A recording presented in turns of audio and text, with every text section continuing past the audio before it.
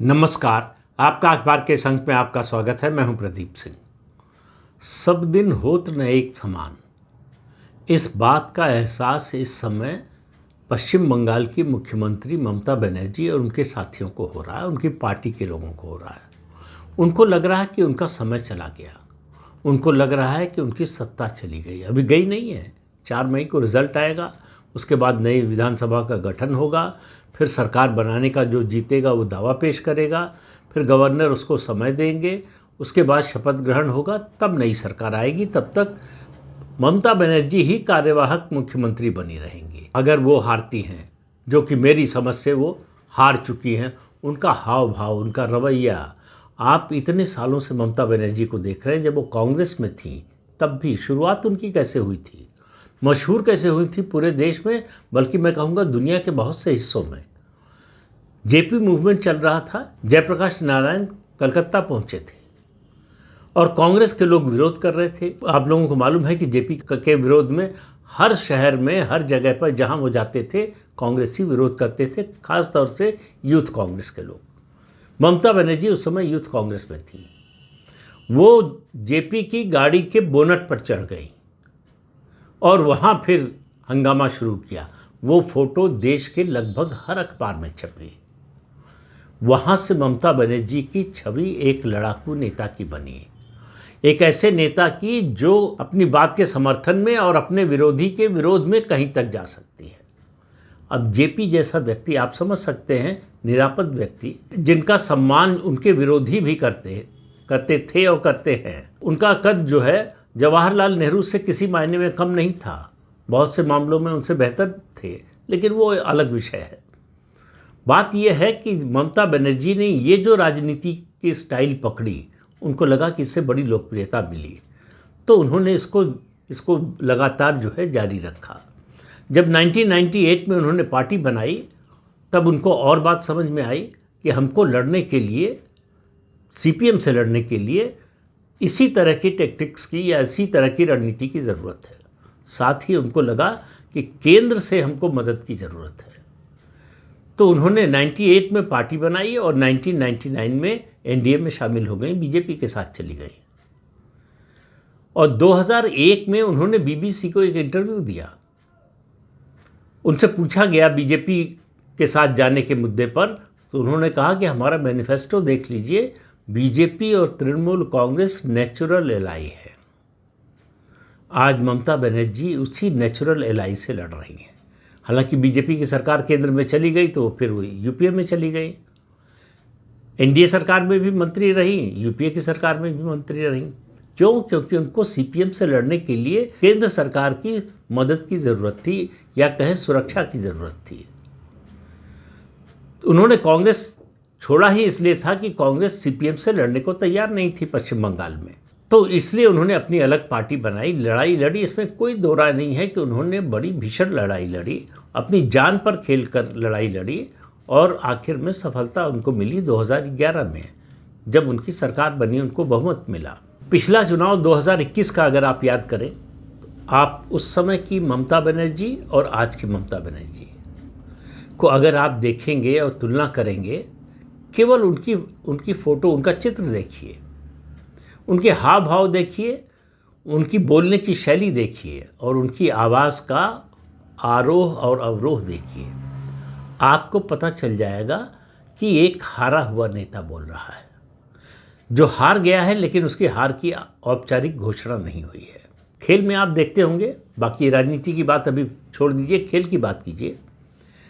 जब मैच के बाद प्रेस कॉन्फ्रेंस होती है, या कहें कि जो सेरेमनी होती है पुरस्कारों की, उसमें आप जीती हुई टीम के कैप्टन को और हारी हुई टीम के कैप्टन को देखिए, दोनों की बॉडी लैंग्वेज आपको समझ में आ जाएगा।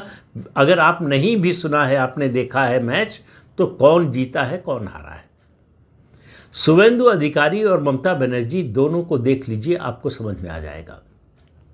शुवेंदु अधिकारी को देखकर, वो जो बोल रहे हैं उसको सुनकर ऐसा लग रहा है कि वो 4 तारीख का इंतज़ार कर रहे हैं, जब औपचारिक रूप से उनकी पार्टी को विजयी घोषित किया जाएगा। ममता बनर्जी कल रात स्ट्रांग रूम में, जहां ईवीएम रखी जाती है, वहां जो स्ट्रांग रूम का परिसर है उसमें रात 8 बजे पहुंची। उनका आरोप था कि वहाँ कुछ गड़बड़ की जा रही है और 12:07 तक उस परिसर में रही। शुभेंदु अधिकारी ने अपना भी जो इलेक्शन एजेंट था उसको भेज दिया कि उन्हीं के साथ रहिए, जहाँ जाए वहाँ जाइए। चुनाव आयोग ने स्पष्ट किया कि कोई गड़बड़ नहीं हो रही है। ईवीएम के लिए जो स्ट्रांग रूम है अलग है और पोस्टल बैलेट के लिए अलग है।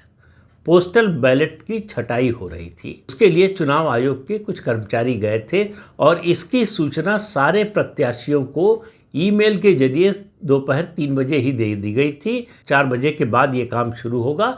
आप चाहें तो खुद आ सकते हैं, अपना प्रतिनिधि भेज सकते हैं। स्ट्रांग रूम की सुरक्षा जो है वो 3 लेयर्ड है, 3 चरणों में है और अंदर सीसीटीवी कैमरा लगा हुआ है, बाहर बड़ी स्क्रीन लगी हुई है कि कोई भी गतिविधि हो तो दिखाई दे। अब 2021 फिर से याद कीजिए, तब भी जो है केंद्र में बीजेपी की ही सरकार थी, तब भी सेंट्रल फोर्सेस लगी थी। ममता बनर्जी का इस तरह का रिएक्शन देखा था क्या आपने?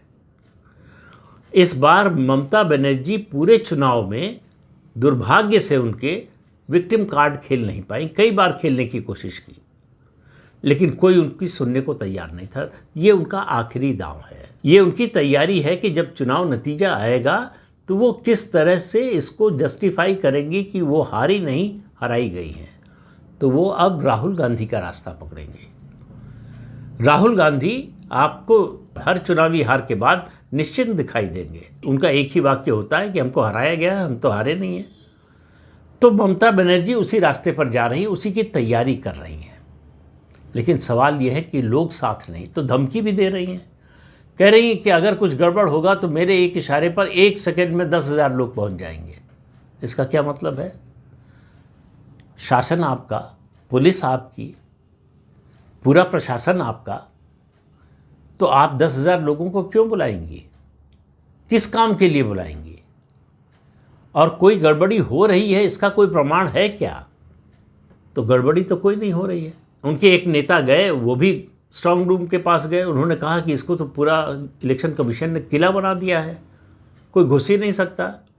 तो खुद ही सर्टिफिकेट दे रहे हैं कि इलेक्शन कमीशन ने ऐसी सुरक्षा व्यवस्था कर दी है कि कोई घुस नहीं सकता, और आरोप भी लगा रहे हैं कि कोई घुस गया। अब आप तय कर लीजिए, दोनों में से एक ही बात सही हो सकती है। और सीसीटीवी कैमरा लगा है, वो कोई भी देख सकता है, मतलब उसका आउटपुट बाहर आ रहा है, स्क्रीन लगी हुई है, बड़ी स्क्रीन लगी हुई है, उस पर सब दिखाई दे रहा है। और मान लीजिए, चलिए तर्क के लिए कहते हैं कि ईवीएम तक कोई पहुंच भी जाता है तो क्या कर लेगा?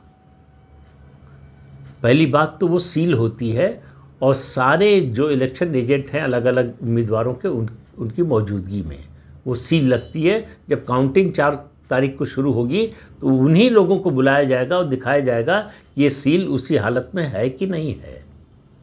दूसरी बात, किसी भी एक मशीन में, हर मशीन के लिए यही सच है, जो वोट कितने पड़े हैं और किस बूथ से कितने वोट पड़े हैं, ये जो है लिखित रूप में भी हर एजेंट के पास होता है।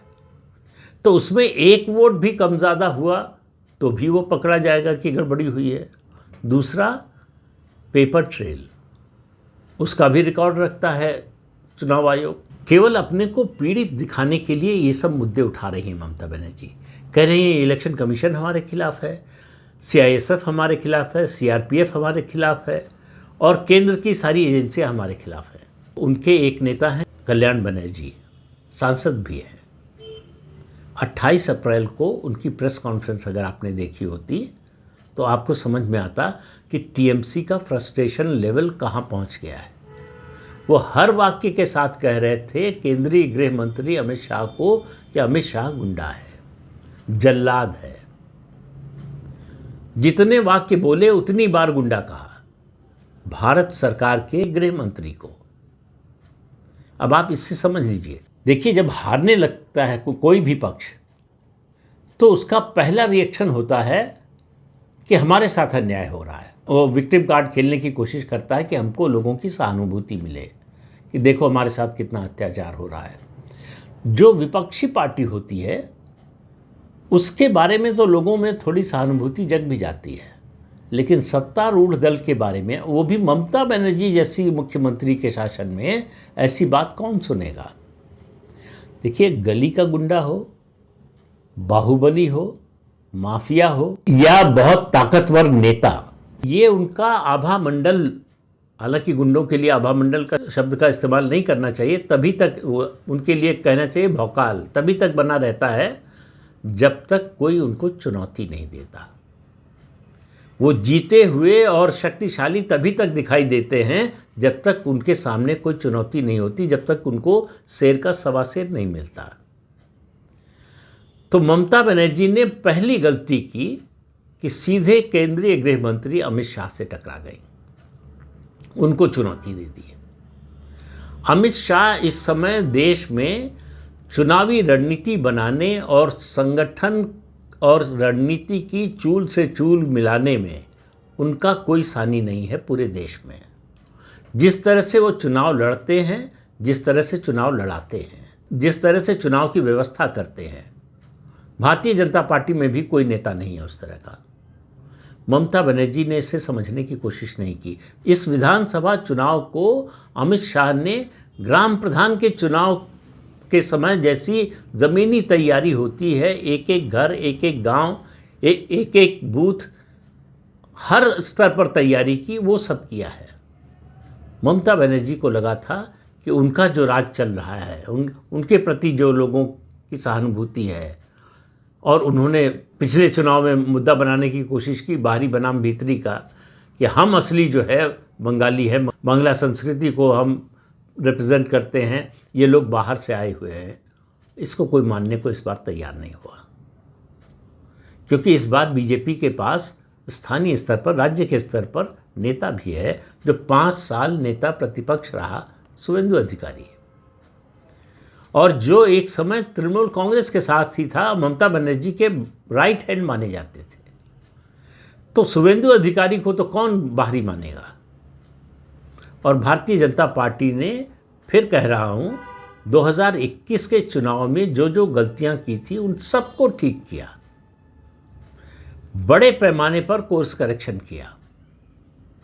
ममता बनर्जी के नैरेटिव में फंसी नहीं। इसीलिए आप देखिए, पूरे चुनाव के दौरान 2021 में ममता बनर्जी बोलती थी, बीजेपी बचाव में जवाब देती थी, प्रतिक्रिया देती थी। इस बार उल्टा हो गया। भाजपा जो है एजेंडा सेट कर रही थी और ममता बनर्जी और तृणमूल कांग्रेस उस पर रिएक्ट कर रहे थे।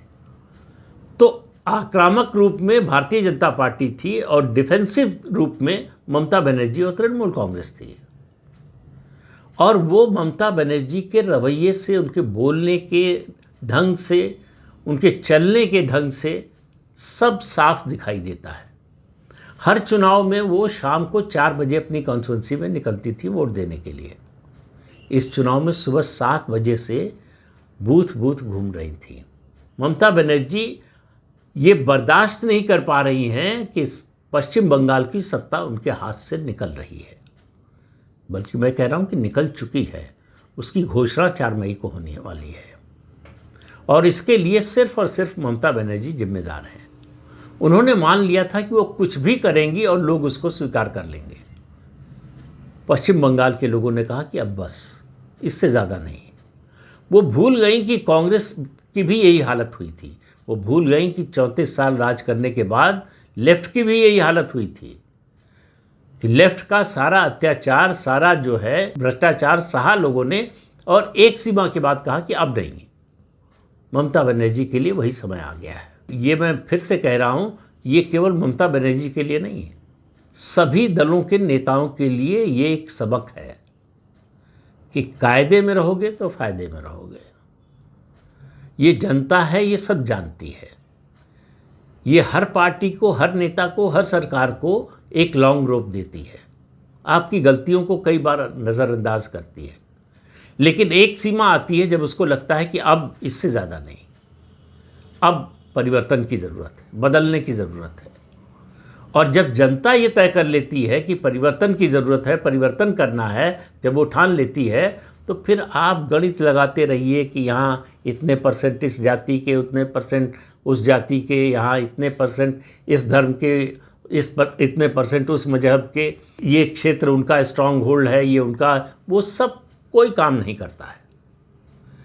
जैसे आंधी में कुछ बचता नहीं, सब उड़ा के ले जाती है आंधी तूफान जब आता है। ऐसा नहीं है कि किसी पेड़ के बारे में आप ये कह सकें कि नहीं ये तो नहीं गिरेगा, सब गिरते हैं। कोई पूरा पेड़ गिरता है, किसी की टहनी गिरती है, लेकिन नुकसान सबका होता है। इसी तरह से जब जनता फैसला कर लेती है परिवर्तन का, तो सत्तारूढ़ दल का चौतरफा नुकसान होता है, जो पश्चिम बंगाल में होता हुआ दिखाई दे रहा है। और जिनको नहीं दिख रहा हो वो बीजेपी को तो छोड़ दीजिए, सिर्फ ममता बनर्जी और तृणमूल कांग्रेस के नेताओं को देख लीजिए, उनकी भाषा देख लीजिए, उनके शब्द देख लीजिए, उनके हाव भाव देख लीजिए और 2021 से उसकी तुलना कर लीजिए। नतीजा आपके सामने दिखाई देगा। और फिर भी आपको नहीं दिखाई दे रहा है तो आपको कोई नहीं दिखा सकता। तो इस अंक में इतना ही। अगले अंक में फिर मिलेंगे किसी नए मुद्दे के साथ। तब तक के लिए अनुमति दीजिए। नमस्कार।